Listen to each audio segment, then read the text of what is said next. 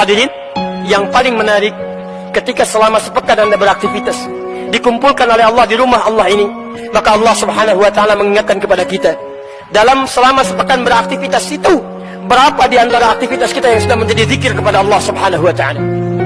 Jangan-jangan selama sepekan ke belakang, dari mulai hari Ahad, hari Senin, hari Selasa, hari Rabu, hari Kamis, antum sibuk dengan urusan dunia antum. Kadang-kadang berangkat gelap, pulang gelap, lupa dengan sholat, jarang baca Al-Quran, apalagi menghafal Quran, jarang berzikir kepada Allah, tidak ada istighfar, tidak ada doa. Kalau cuma seperti itu, jangankan antum, orang-orang jahiliyah sudah juara pada zamannya. Non-muslim sudah bisa lebih hebat. Kalau cuma mengumpulkan harta benda sebanyak-banyaknya, Qarun lebih kaya dibandingkan dengan antum. Wa inna mafatihahu latanu'u bil husbah, latanu'u bil usbah. Yang kunci-kuncinya saja, kalau dipikul oleh orang terkuat di zamannya, tidak mampu untuk dipikul. Kalau cuma bangga dengan kepemimpinan, Fir'aun lebih hebat dibandingkan dengan antum, dengan segala pasukannya, dengan segala kehebatannya. Tapi apa yang terjadi? Itu tidak bernilai di hadapan Allah subhanahu wa ta'ala. Seakan-akan Allah ingin sampaikan kepada kita, tipikal orang beriman beda dengan orang yang belum beriman. Orang beriman tidak hanya mencari dunia dalam sepekan kehidupannya, maka persiapkan akhirat Anda, karena suatu saat kita akan berpulang kepada Allah subhanahu wa ta'ala. Jangan-jangan Anda sibuk mencari dunia, berangkat gelap, pulang gelap, mencari sesuatu untuk kemewahan dunia Anda. Ingin rumah seluas-luasnya, ingin harta benda sebanyak-banyaknya, ingin mobil semewah-mewahnya. Padahal Anda yakini demi Allah, ketika masuk ke alam kubur, semua itu tidak akan dibawa. Maka pertanyakan pada diri Anda hingga saat ini, pulanglah ke rumah, cek keluarga Anda, lihat bagaimana salat Anda sampai dengan hari ini. Jangan-jangan dari kemarin, untuk yang fardu saja bukan sunnahnya, masih terlambat dikerjakan. Jarang Anda salat di masjid, Quran masih belum dihafalkan, untuk baca masih belepotan. Hadirin, seorang Mu'adh, anak kecil usia 4 tahun, tinggal di kota Asyut, di Mesir. Matanya buta, tidak mampu melihat. Dia memohon kepada ayahandanya, "Ya abati, Bapak, uridul Quran, saya ingin menghafal Quran." Maka difasilitasi oleh ayahandanya menempuh jarak 20 km dengan kendaraan motor yang sangat sederhana. Masya Allah. Kemudian diajak dia singkatnya menemui syekhnya. Dalam perjalanan, Masya Allah, ya, diatur oleh ayahandanya. Setiap di jalan Mu'adh bacakan Qurannya, ayahnya menyimaknya. Begitu demikian sampai dengan kemudian Mu'adh hafal Quran. Mu'adh hafal Quran. Anaknya yang buta hafal Quran, ayahnya mengantar tidak hafal Quran.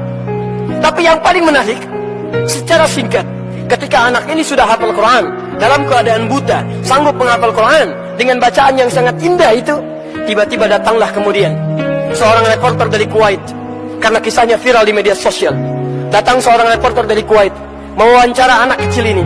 Kemudian dia berkata, perhatikan kalimatnya, "Ya Syekh Mu'adh, ya Syekh Mu'adh, jika Anda diperkenankan oleh Allah untuk berdoa saat ini, kemudian doa Anda akan dikabulkan oleh Allah, kira-kira apa yang akan dimintakan oleh Anda kepada Allah subhanahu wa ta'ala?"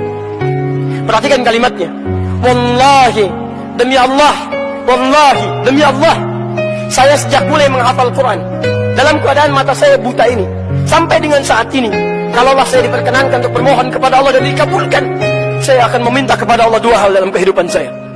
Pertama, perhatikan kalimatnya, wallahi, saya akan minta kepada Allah agar Allah terus membutakan mata saya sampai dengan kiamat. Agar Allah terus membutakan mata saya sampai dengan kiamat. Karena dengan buta mata inilah Allah berikan Quran kepada diri saya. Saya takut kalau kemudian mata saya bisa melihat lagi, tiba-tiba mata saya bisa bermaksiat kembali, melihat yang dilarang oleh Allah subhanahu wa ta'ala, yang dengan itu menghilangkan Al-Quran yang telah saya hafalkan." Anak 4 tahun, matanya buta, tidak bisa melihat, dia menghafalkan Quran untuk menjaga dirinya supaya tidak berbuat maksiat dalam kehidupannya. Anda diberikan 40 tahun, 50 tahun, mata bisa melihat. Apa yang akan Anda gunakan dengan mata yang bisa melihat itu? Jangan-jangan sampai hari ini hanya Anda bisa mengumpulkan maksiat saja.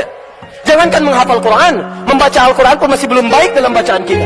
Kalau dengan usia yang diberikan sampai saat ini, Anda belum menyiapkan bekal ibadah juga, dengan cara apa lagi Allah bisa menambah usia Anda? Hadirin, yang kedua ini yang paling indah.